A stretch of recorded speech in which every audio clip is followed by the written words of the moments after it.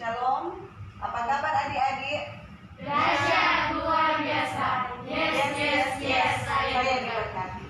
Puji Tuhan, kita lagi bertemu dalam mata pelajaran pendidikan agama Kristen dan budi pekerti. Dan sebelum kita melanjutkan proses belajar mengajar kita di hari ini, kita akan mengawalinya dengan berdoa. Adakah yang bersedia untuk membuka kegiatan kita di hari ini dengan berdoa? Silakan bagi orang siswa yang akan membuka kegiatan kita dengan Tesalonika akan menuntut kita dalam doa. Teman-teman diundang berdiri. Kita suatu dalam doa. Ya Tuhan, pada saat ini kami akan memulai proses belajar mengajar. Bila Engkau menuntun proses mengajar itu sehingga boleh selesai dengan baik. Ya Tuhan, berikan kami kesehatan pikiran sehingga boleh mengasih pelajaran itu dengan baik dan benar. Tuhan, doa kami dalam nama kami sudah berdoa. Media. Amin. Terima kasih untuk Tesalonika. Silakan duduk.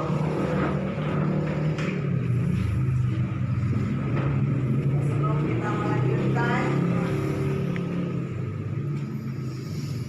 jadi memang karena ini dalam masa pandemi, jadi siswa sekalian mewakili teman-teman yang lain dalam kehadiran di hari ini.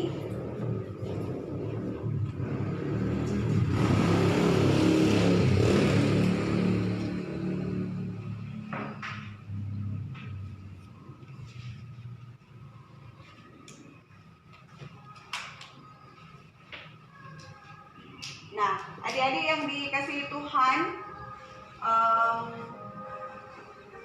dalam kehidupan kita pasti kita selalu mendambakan sesuatu yang terbaik terjadi dalam hidup kita. Pasti kita ada cita-cita apa yang hendak kita capai dalam kehidupan ini. Ada sesuatu yang kita rindukan itu terjadi dalam kehidupan kita. Berarti kalau ada sesuatu yang kita pikirkan itu akan kita capai dalam hidup kita, itu menyangkut atau berkaitan dengan apa? Harapan. Apa? Harapan. Harapan, sesuatu yang kita rindukan, hal itu terjadi dalam kehidupan kita. Tetapi akan menjadi sesuatu hal yang benar-benar menjadi harapan bagi kita, itu tidak hanya kita perjuangkan sendiri. Tapi dalam kehidupan sebagai orang percaya, pasti kita akan mencapai itu tidak dengan kekuatan kita sendiri, tetapi bersama dengan Tuhan. Dan karena itu kita akan mendalami lebih mendalam soal hidup yang berpengharapan.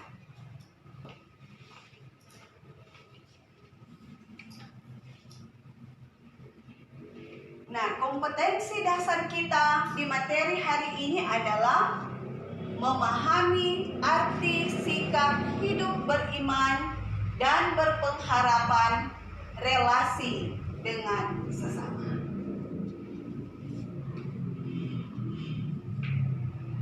Dan indikator pencapaian yang akan kita capai dalam materi ini yaitu menjelaskan arti hidup berpengharapan, menyebutkan ciri-ciri hidup orang yang berpengharapan, menjelaskan pentingnya hidup dalam pengharapan.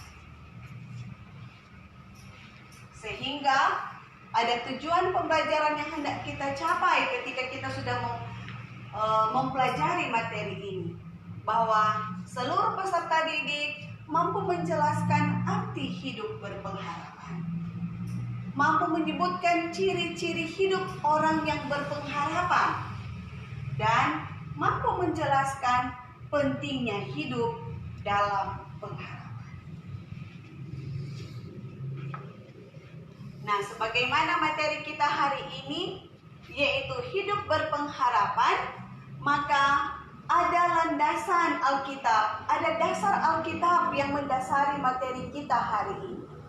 Yang pertama yaitu 2 Korintus 4 ayat 8, Mika 5 ayat 1 sampai 2, Ibrani 6 ayat 9. Mari kita membaca satu bagian Alkitab dari teks ini yang menjadi dasar kita dalam materi hidup berpengharapan. Kita buka dalam 2 Korintus 4 ayat 8.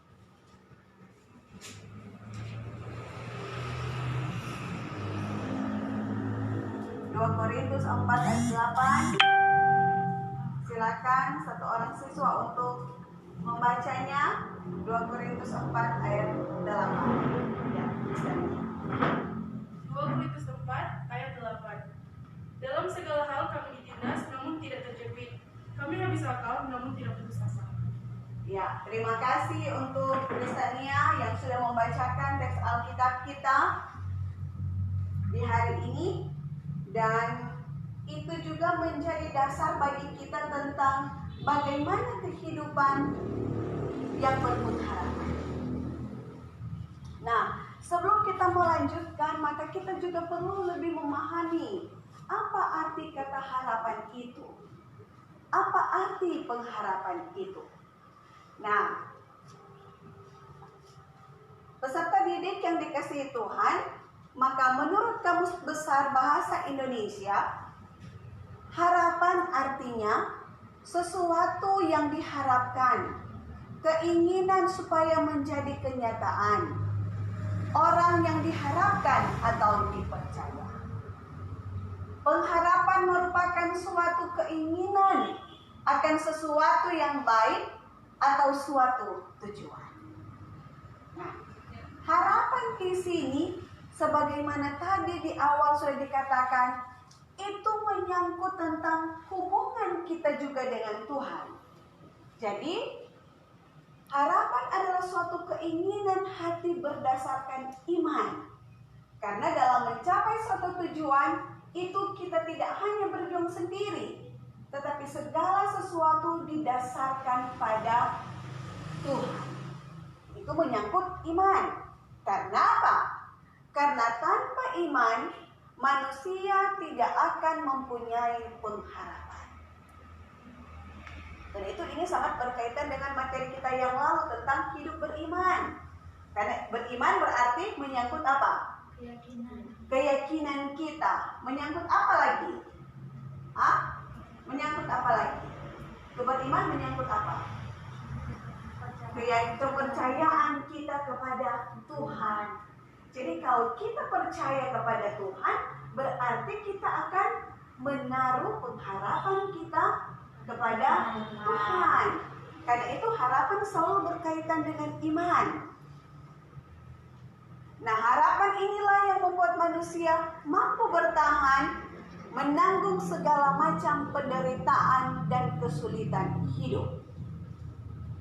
Nah, iman dan pengharapan orang Kristen terarah pada janji Yesus Kristus Sang Juru Selamat, yaitu yang menyelamatkan, memerdekakan, serta menyertai hidup kita selalu. Jadi berdasarkan arti kata harapan ini, maka kita semakin lagi memahami tentang seperti apa kehidupan yang berpengharapan. Apa arti harapan, apa arti pengharapan, dan bagaimana seharusnya orang yang hidup berpengharapan. Nah, kita melihat tentang kisah dari kehidupan umat Israel. Ketika mereka berada di pembuangan, mereka mengalami berbagai pergumulan.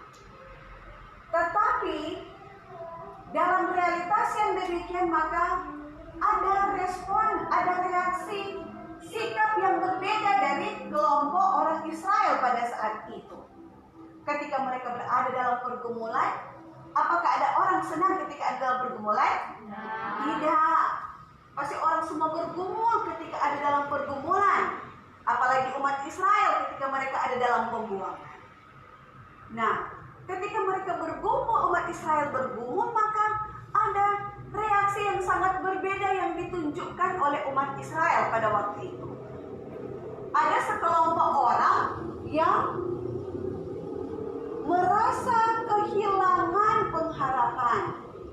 Mereka hilang kepercayaan kepada Tuhan. Apakah Tuhan masih mau menolong mereka atau tidak? Jadi mereka hidup dalam kehilangan pengharapan. Mereka hidup dalam keputusasaan.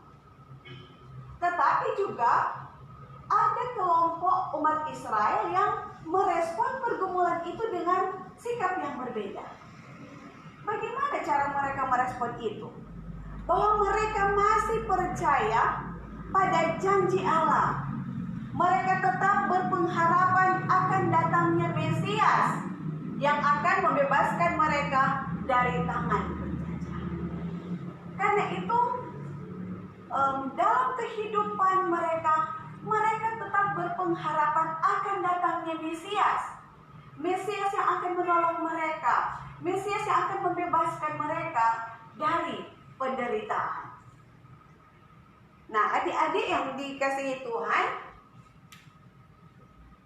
maka kita akan melihat bagaimana sebenarnya kehidupan pengharapan itu. Nah, di slide ini kita melihat tentang seorang yang bernama Simeon dalam kitab Lukas pasal 2 ayat 25. Simeon mencerminkan kehidupan yang berpengharapan. Selanjutnya kita akan melihat tentang pengharapan yang diibaratkan seperti Saul dalam Ibrani 6 ayat 19. Nah, berkaitan dengan kedua hal ini, dikaitkan juga dengan kehidupan umat Israel. Kita bisa lihat dalam Mika 5 ayat 1-2, maka kita akan mendapati tentang bagaimana sebenarnya ciri hidup orang berpengharapan.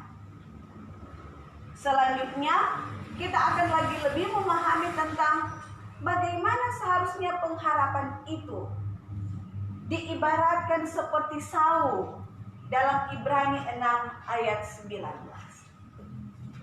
Nah, anak-anak, kita akan mendiskusikan kedua hal ini tentang ciri kehidupan orang berpengharapan, tentang bagaimana hidup berpengharapan itu seperti yang diibaratkan seperti Saul, dan kita akan melihat itu dalam penjelasan teks Alkitab maupun lewat buku pegangan yang ada pada kita masing-masing. Jadi hal ini akan kita diskusikan, ya tentu dalam masa pandemi COVID-19 ini kita tidak bisa berkerumun bersama untuk mendiskusikan itu secara berkelompok, tetapi kita akan saling melengkapi, kita saling akan mendiskusikan itu secara bersama untuk saling menanggapi satu dengan yang lain, saling melengkapi jawaban teman yang lain. Dan karena itu, mari adik-adik kita melihat dari kitab Mika 5 ayat 1-2 dikaitkan dengan kehidupan Simeon dalam Lukas 2 ayat 25-32. Bagaimana seharusnya sikap hidup orang berpengharapan, dan apa yang dapat kita jelaskan dari pengharapan itu diibaratkan seperti Saul yang tertulis dalam Ibrani 6 ayat 19. Nah, disilakan kepada adik-adik untuk mengerjakan kedua hal ini untuk kita sama-sama saling melengkapi satu dengan yang lain. Silakan kita membuka Alkitab dan membaca buku. Di buku materi kita hari ini, silakan buka halaman materi hidup berpengharapan.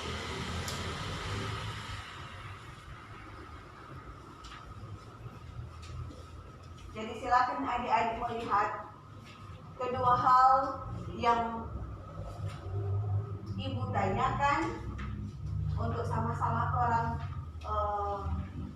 memahami itu, kita mencari tahu itu dalam teks Alkitab, kita akan menemukan itu dari teks Alkitab dan dari buku tentang bagaimana kehidupan berpengharapan dan apa arti hidup pengharapan dikaitkan dengan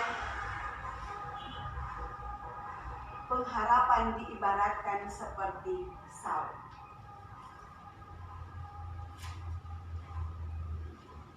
Jadi ada dua pokok penting yang akan kita diskusikan bersama di siang hari ini.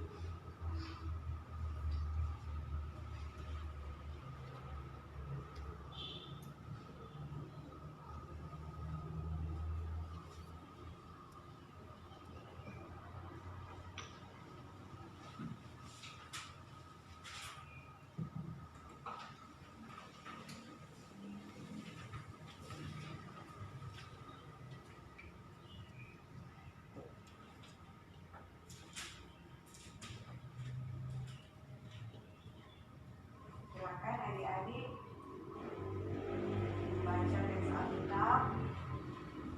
Mari kita temukan di situ apa yang kita dapati dari kitab Mika 5 ayat 1 sampai 2 dan apa yang kita bisa temukan dari sikap Simeon dari Lukas 2 ayat 25 sampai 30.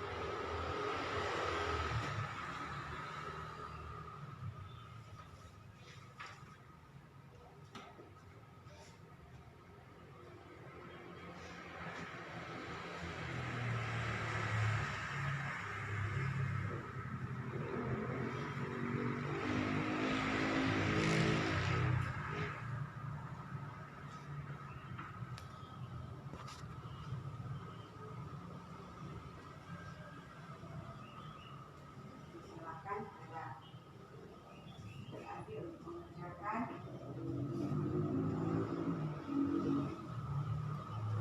Ada pertanyaan yang kurang dipahami hubungan dengan hal yang akan kita diskusikan?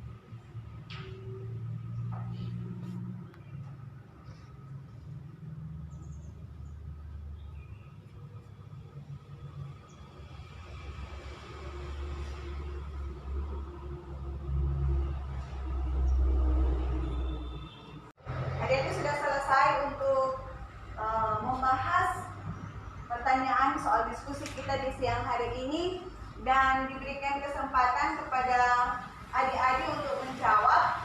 Siapa yang bersedia untuk menjawab soal diskusi kita nomor 1? Ya, Belinda diberikan kesempatan. Terima kasih atas kesempatan yang diberikan. Saya akan memberikan jawaban saya untuk nomor 1. Nabi Mika percaya bahwa akan bangkit seseorang yang akan memerintah Israel. Begitu juga dengan Simeon, dia menantikan penghiburan bagi umat Israel dengan setia beribadah, berdoa, menyembah dan melayani Tuhan, dan tetap percaya pada janji Tuhan bahwa ia akan melihat Mesias sebelum dia lahir. Iya. Itu untuk pertanyaan nomor 1. Ada yang mau menanggapi jawaban dari Belinda? Rizania, silakan. Terima kasih. Saya akan menambahkan jawaban dari lengkap. Dari Mika 5 ayat 1-2 yang dikaitkan dengan kisah Simeon, kita dapat belajar lewat sikap Simeon seperti tidak mudah berputus asa dan percaya akan janji Tuhan pasti akan digenapi, seperti Simeon yang percaya akan janji Tuhan bahwa dia akan melihat Mesias sebelum dia meninggal. Iya, beri aplaus dulu untuk Belinda dan Rizania. Ada yang ingin menambahkan? Nah, kita lanjut dengan pertanyaan kedua. Pengharapan yang diibaratkan seperti sau dalam Ibrani 6 ayat 19. Siapa yang bersedia menjawab ini? Ya, Ria silakan. Bentuk pengharapan menurut Ibrani 6 ayat 19, saya ibaratkan sebuah kapal tanpa sau akan mudah lepas terbawa ombak. Begitu juga bila kita hidup tanpa pengharapan, akan sangat rapuh dan mudah terbawa arus di dunia yang menyerat. Iya. Ada yang ingin menambahkan atau menanggapi jawaban dari Dedi, silakan. Winnie, silakan. Cuma ingin menambahkan dari jawaban Ria, seperti yang sudah ditulis, pengharapan itu adalah sau yang kuat dan aman bagi jiwa kita yang telah dilakukan sampai ke belakang tabir. Jadi hidup kita dibilang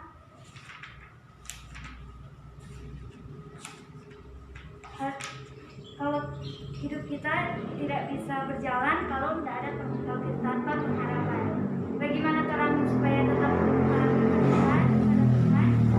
Kita harus seperti mendekatkan diri kepada Tuhan. Kita harus rajin membaca Alkitab, rajin mengikuti ibadah. Dengan begitu kita bisa punya iman yang kuat, fondasi yang kuat, supaya kita bisa punya berpengharapan pada Tuhan. Ya, terima kasih. Beri aplaus untuk kedua teman kita.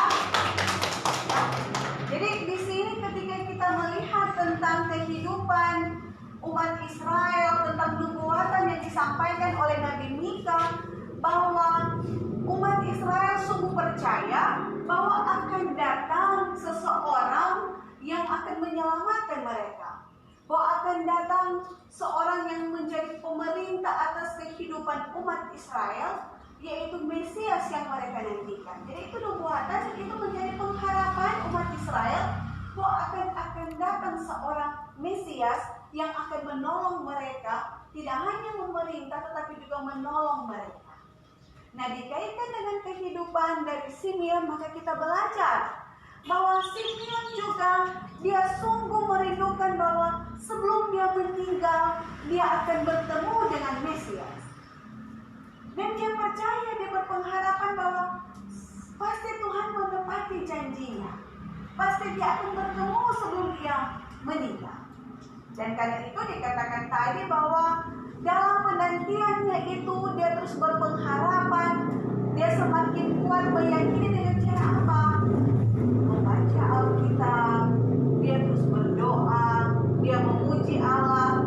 Dalam teks Alkitab dikatakan demikian, bahwa dia beribadah di bait Allah, memuji Tuhan selalu, meyakini bahwa janji Allah itu akan ditepati. Dan dia selalu meyakini bahwa pengharapannya itu tidak mendatangkan kesia-siaan. bahwa janji Tuhan pasti akan ditepati dalam kehidupan dari Simeon. Nah, dikaitkan dengan pengharapan diibaratkan seperti Saul. Nah, kalau kita yang tinggal di pesisir pantai, kita tahu Saul itu seperti apa? Jangkar. Dia digunakan di kapal. Apa fungsi dari jangkar itu? Ya, menahan kapal supaya tidak mudah terbawa arus yang ada. Nah, seperti itu juga kehidupan beriman kita. Kalau kehidupan kita itu kuat, selalu berpengharapan mendasarkan hidup kita pada Tuhan, maka diibaratkan kapal itu yang menahannya adalah jangkar, maka kita tidak akan mudah terombang-ambing. Iman pengharapan kita tidak mudah goyah, karena kita mendasari hidup kita pada Tuhan. Jadi kapal itu diibaratkan dalam kehidupan kita.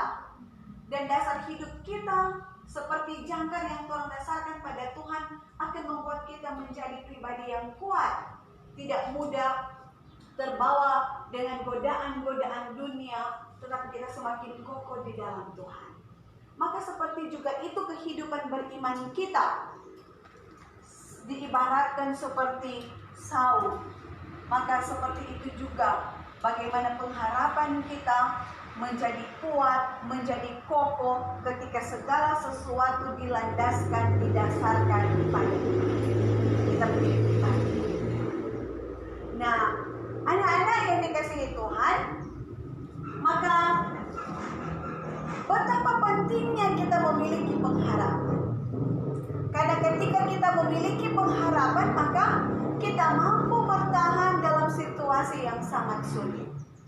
Kita akan selalu tabah, kita akan selalu sabar dan tidak berputus asa. Kita akan terus bergerak maju, tidak berdiam diri, tetapi maju, optimis, semangat mencapai tujuan hidup. Nah, itulah kehidupan yang berpengharapan. Nah, anak-anak yang dikasihi Tuhan, ketika kita belajar materi di hari ini, apa yang dapat kita simpulkan dari materi yang kita pelajari hari ini? Siapa yang bisa menyampaikan apa yang dapat kita simpulkan? Apa yang dapat kita pelajari dari materi kita di hari ini? Siapa yang? Ya. Silakan Desa. Jadi kesimpulannya, hidup berpengharapan adalah selalu yakin dan percaya, serta berharap dan berpegang teguh pada setiap janji Tuhan bahwa sesuatu yang akan terjadi dalam kehidupan menurut waktu Tuhan. Iya, terima kasih untuk Desa. Ada lagi dari yang kita pelajari hari ini? Ya, silakan. Jadi orang berpengharapan adalah optimis, sabar, tidak mudah berputus asa dan bertekun dalam berdoa, terus berusaha, percaya pada janji pertolongan Tuhan. Ya. Apa lagi yang kita bisa dapat? Ada yang ingin menambahkan? Ya, silakan. Dengan sikap dalam berpengharapan, kita dapat bertahan dalam keadaan yang sulit sekalipun, menjadi orang yang kuat dan terus menjalani hidup dengan berpegang teguh pada janji Tuhan. Iya, beri aplaus untuk semua. Jadi, Ibu sangat berharap bahwa kita akan semakin memahami tentang kehidupan berpengharapan, dan karena itu Ibu akan memberikan evaluasi apakah kita benar-benar telah memahami apa yang kita pelajari di hari ini. Silakan menulis pertanyaan nomor 1.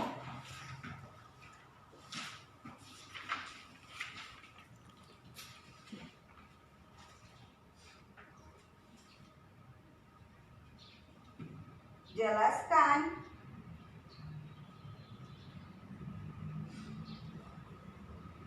arti hidup berpengharapan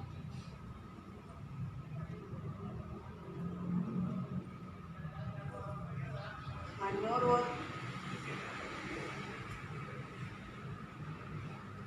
Ibrani 6 ayat 19.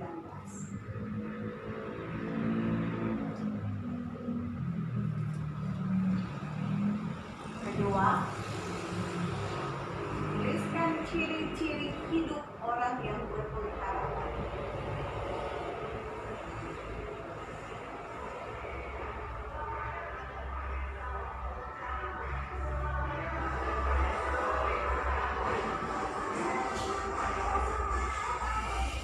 Dan ketiga, mengapa penting kita hidup dalam pengharapan?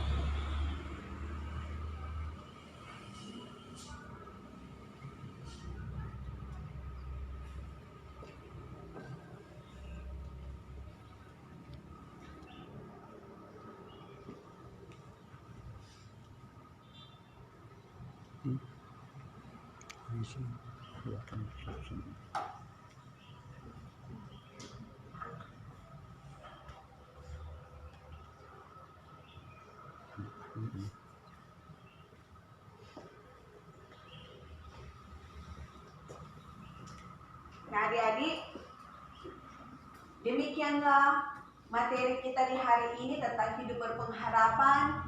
Semoga kita akan semakin menjadi pribadi-pribadi yang kuat, pribadi-pribadi yang tetap punya semangat, tetapi juga selalu punya keyakinan akan kasih dan pertolongan Tuhan dalam hidup kita.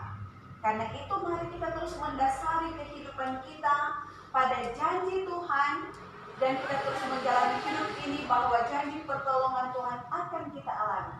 Segala sesuatu yang baik pasti Tuhan kerjakan dalam hidup kita, asalkan kita terus yakin pada pertolongan Tuhan. Nah, karena itu mari kita tetap jaga kesehatan, tetap terus berdoa supaya pandemi COVID-19 tetap selesai dan kita bisa beraktivitas di sekolah seperti biasa.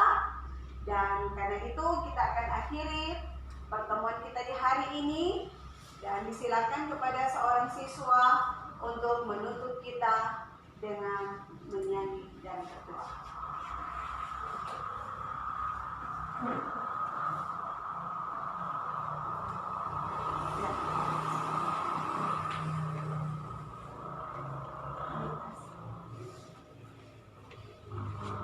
Semuanya diundang untuk berdiri. Sebelum berdoa, mari kita menyanyi bersama-sama. Bapa, terima kasih. Bapa, terima kasih. Bapa, terima kasih. Bapa di dalam surga, terima kasih. Mari berdoa. Ya Tuhan, terima kasih karena Engkau telah menuntun kegiatan belajar mengajar agama di awal, pertengahan, sehingga selesai dengan baik. Ya Tuhan, tuntut juga Marcella yang telah menuntun belajar mengajar pada siang hari ini. Kiranya dalam kegiatan Marcella maupun keluarga dapat dituntun oleh-Mu. Inilah menjadi doa permohonan kami. Dalam nama Tuhan Yesus kami sudah berdoa. Amin. Amin. Terima kasih kepada misalnya, silakan duduk. Sampai kita bertemu kembali di mata pelajaran selanjutnya. Tuhan Yesus memberkati kita semua. Shalom. Shalom.